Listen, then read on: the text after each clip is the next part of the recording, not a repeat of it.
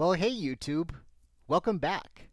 In today's video, I'm going to be talking about eye contact as an autistic person. But before we get started, I'd like to take a moment to ask you to please hit the like button and subscribe to this channel.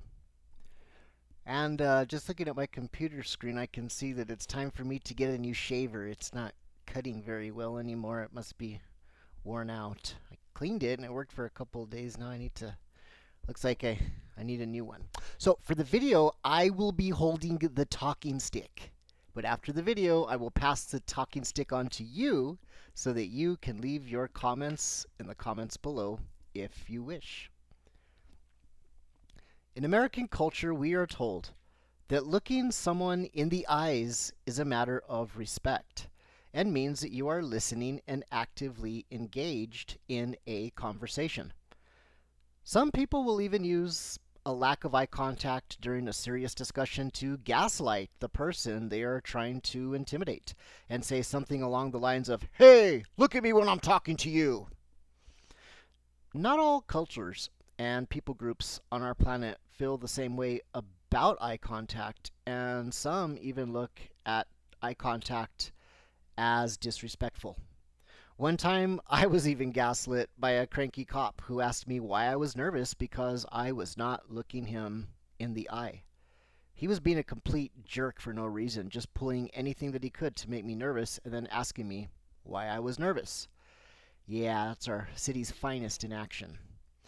He was even trying to use me pulling off of the road into a parking lot as suspicious when I gave him some statistics about how many accidents happen when a passing car hits an officer and their subject on a traffic stop.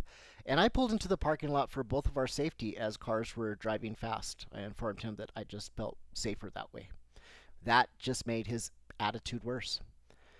Many autistic people do not feel comfortable making eye contact. I've even been chastised as I have been known to walk around and fiddle with things as I'm in a conversation, even though I am actively engaged in the conversation. Well, we had no earthly idea that I was autistic until about 5 years ago, after learning about autism and doing a lot of research and self-reflection. And I ended up self-diagnosing about 5 years ago, and then I was formally diagnosed by my psychiatrist just over 2.5 years ago, or just under 2.5 years ago.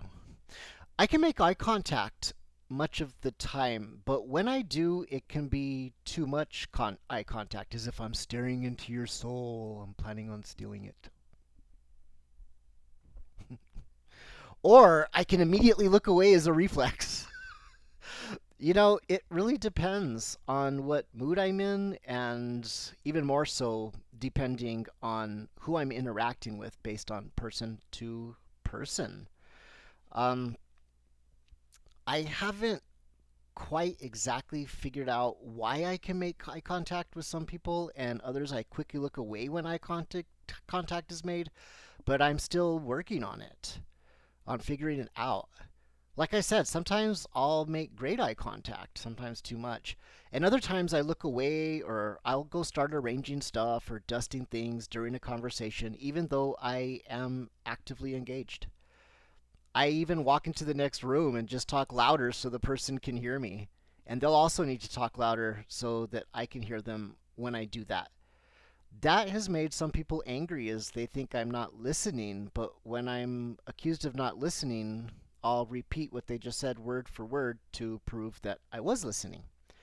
But I also have been known to walk away mid-conversation because something caught my attention, and also there are times when my ADHD acts up and I have to ask people. I catch myself doing it and I'll be like, "I'm sorry, can you please repeat what you just said because my mind went somewhere else?"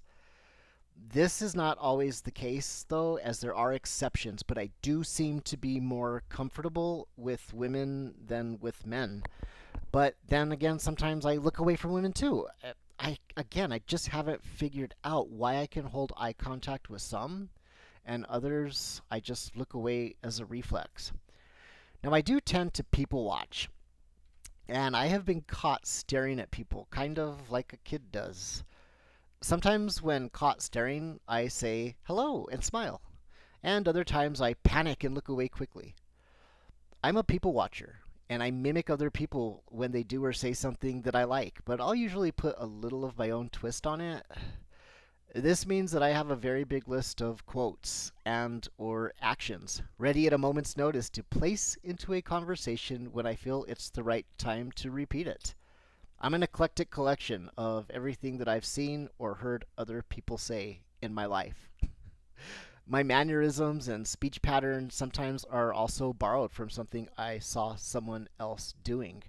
And even sometimes when I've been hanging, like when I've been around somebody, I'll like kind of develop, like, I'll like start talking like kind of like the way they do. This is probably a form of masking, but I'm still processing all of this. I also dress in many different ways depending on what mood I'm in, and I absolutely love playing dress up. As this YouTube channel focuses on me transitioning into adulthood a little bit late, I'm still trying to find out who I am instead of being one thing on one day and something completely different on another day. Who am I? And who do I want to be? Well, stay tuned because as soon as I get my carpal tunnel fixed, I plan to get a job, come out of hiding from the world, and join the world. And hopefully, this YouTube channel will really start to document my journey of who I am and what I actually become.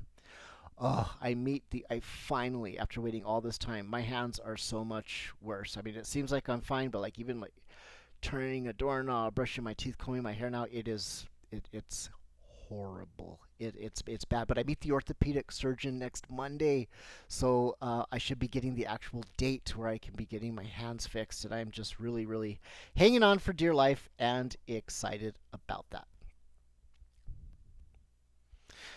When I was in the sixth grade, I had my eye on the skater type, the subculture of the skaters. Well, I started to grow my hair out and go like this.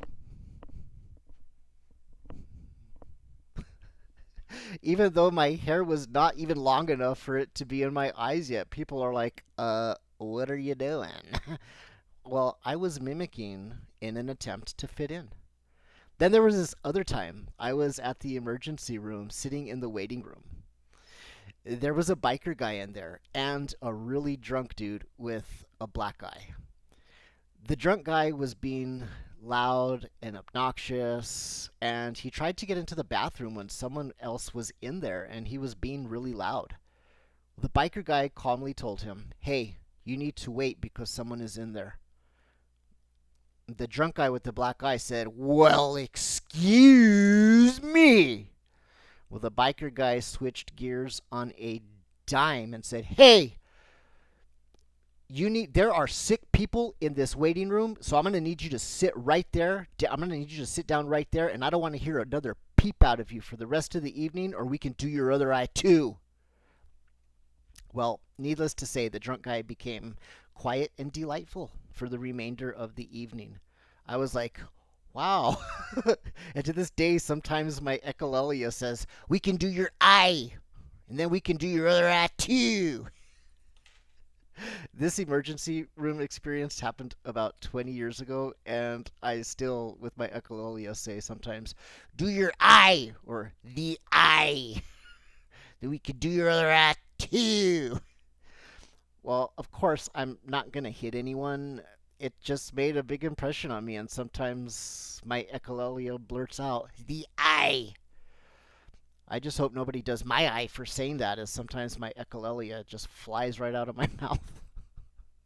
In fact, sometimes some people like they'll say something and I'll say it, but it sounds like I'm mocking them. I'm not. I'm just echolalia-ing something that they had said.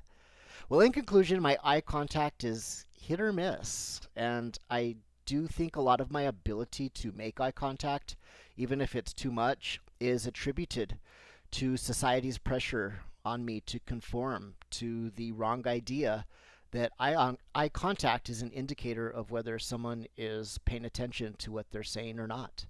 I'm still working on unmasking my autism, as I will be a much happier person that way when I finally untangle everything and unmask.